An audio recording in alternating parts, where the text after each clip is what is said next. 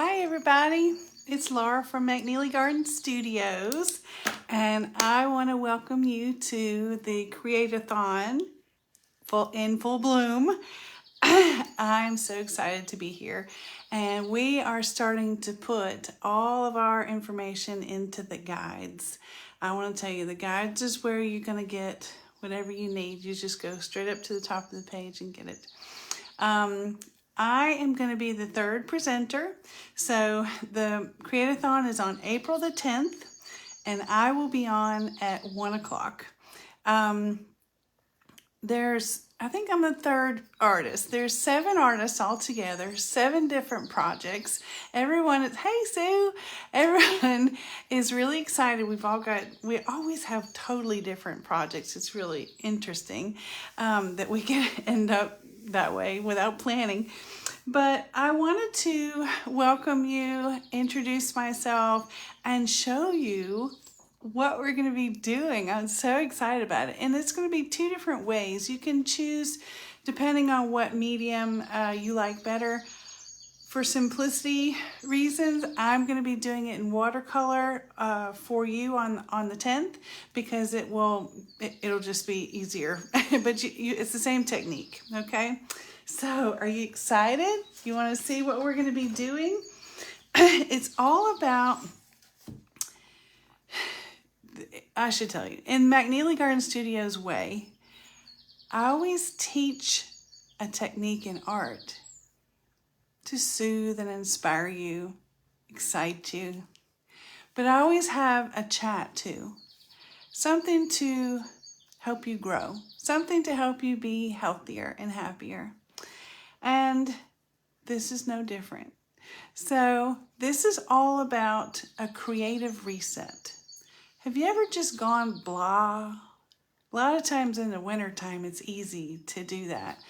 We don't have as much sun. We don't have as much social life. And it's easy to get a little bit blue. And so your creativity tanks too. So I felt like coming into spring and starting to get rejuvenated and getting to know this technique, then as it starts at the end of the year or any other time when your emotions start to get flat, you'll know how to get yourself out of that.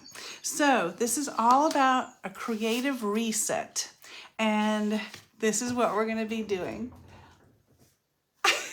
This is the watercolor one, and this is the acrylic one that's, on a canvas. It's the exact same technique.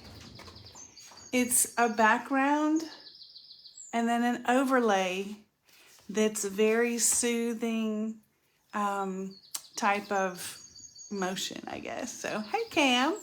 So I'm going to go over the supplies real quick so that we won't have to do that on the Create-athon because we're trying to keep it, efficient and fun. So if you're going to be doing the one on canvas, then obviously you'll need a canvas. This one is a 7x14. I got it at Walmart.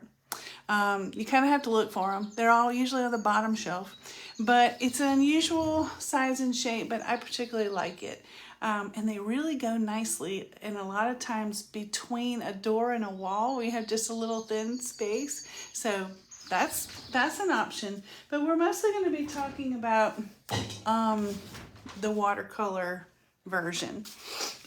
If you will go to the guide, number 3, I'll be putting it in all during the next few days, but you will see a supply list and the reference photo. You'll also get a tracer if you need it. Sometimes I think once you get started, you'll be like, oh, I think I can do this. But if it makes you nervous not to have a tracer, you'll have a tracer. I tend to do most of my things on a 9x12, 140-pound watercolor paper.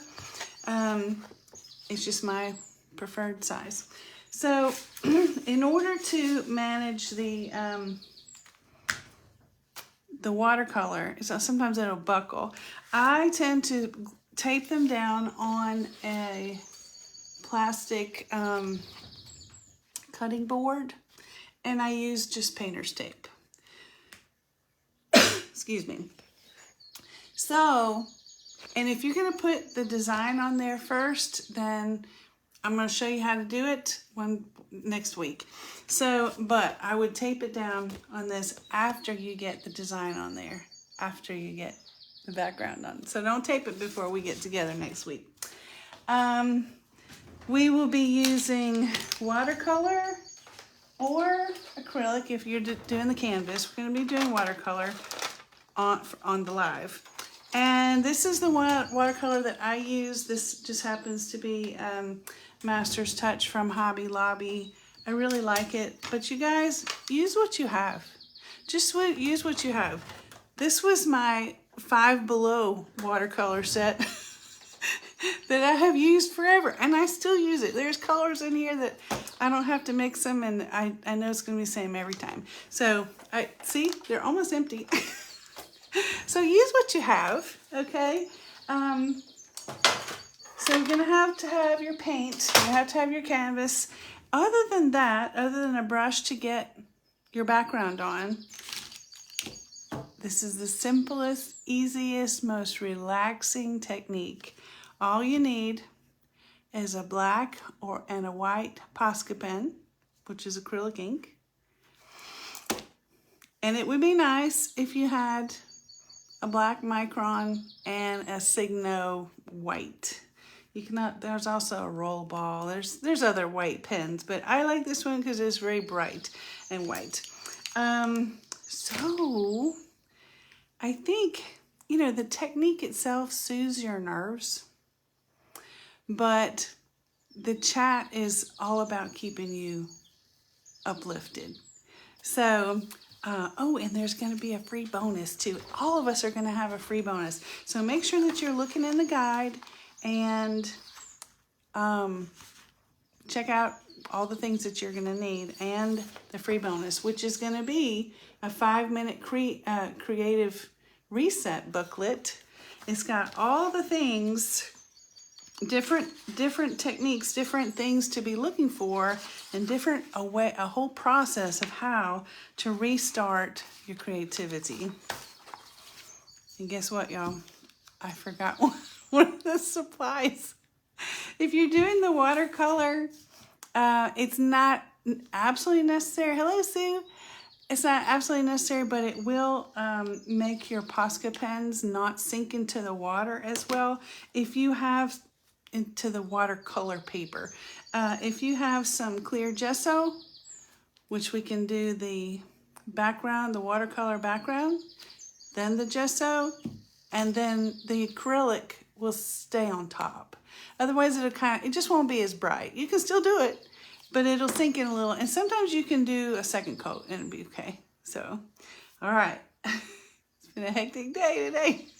So I think that's it. We're going to be doing this awesome project, creative reset, and then I'm going to show you how to reset your mind creatively too. All right, so I'll see you next week, April the 10th at 1 o'clock. Have fun. Bye.